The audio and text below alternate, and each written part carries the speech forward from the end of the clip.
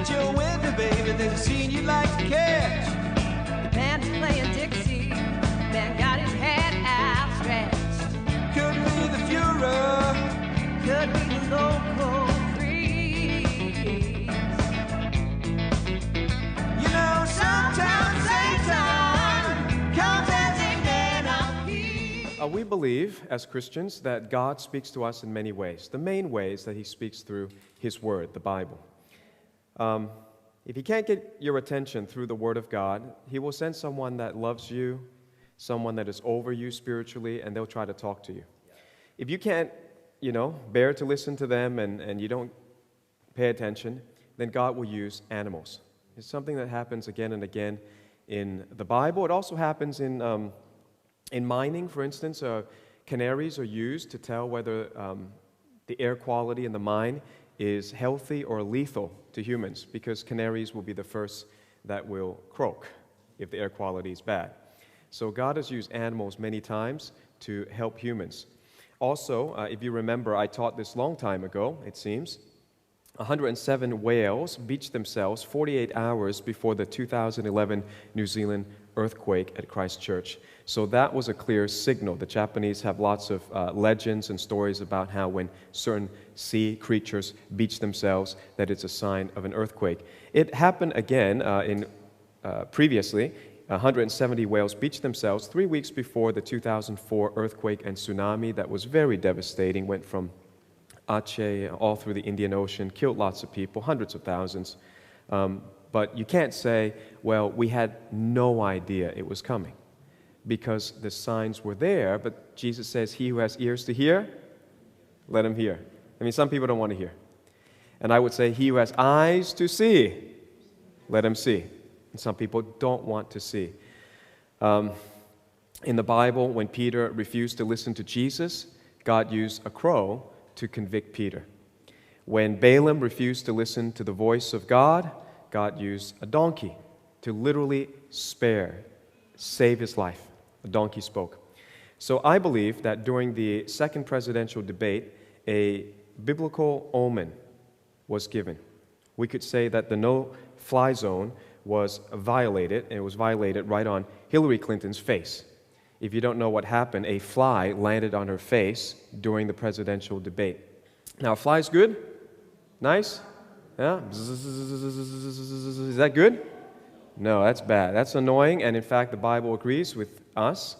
Flies, according to Exodus chapter 8, represents one of the 10 plagues. It was the fourth plague of Egypt. When Pharaoh and his crew killed babies, aborted babies, persecuted the Jews, the flies came on their faces. We also know that Jesus called Satan Beelzebub several times in Luke chapter 11, and Beelzebub is Canaanite for Lord of the Flies. That's not good. One of the names of Satan is Lord of the Flies. And so you'll find many times throughout the presidency of Barack Hussein Obama, flies disturbed him during his speeches. Flies would land on his neck, his shoulder, his face, and it happened constantly. And this is not something common to other notable figures. So we call this, and we interpret this as a biblical omen.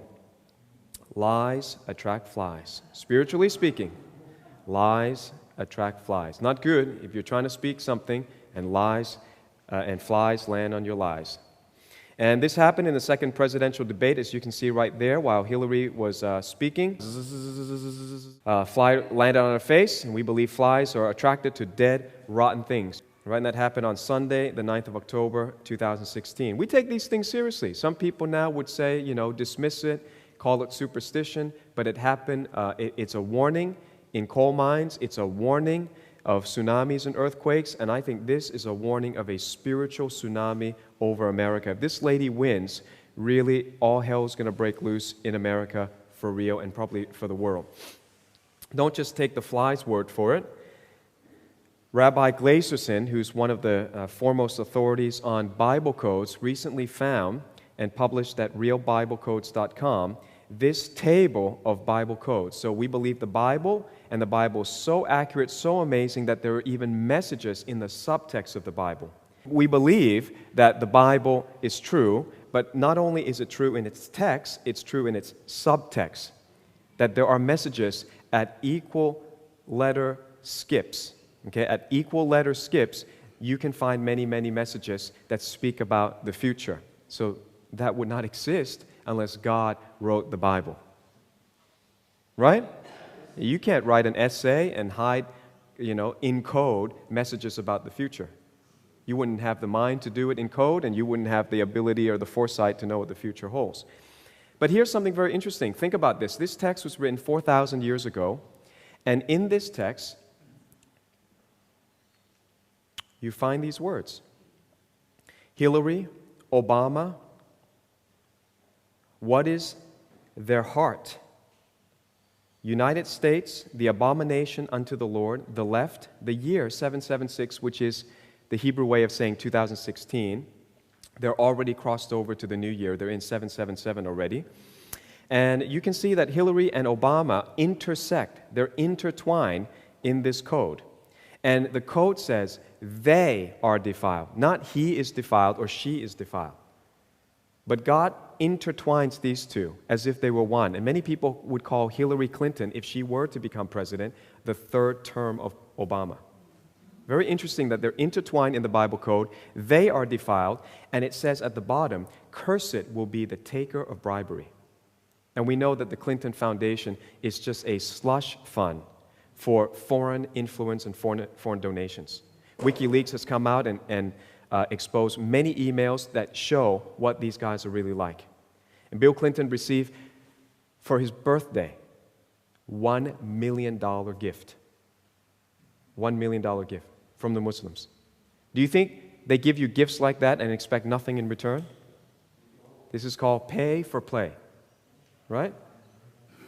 This is bribery, but legal bribery. And democracies this is one of the things about democracies, is it creates a lot of this legal bribery. So cursed will be the taker of bribery. Well, what does that mean?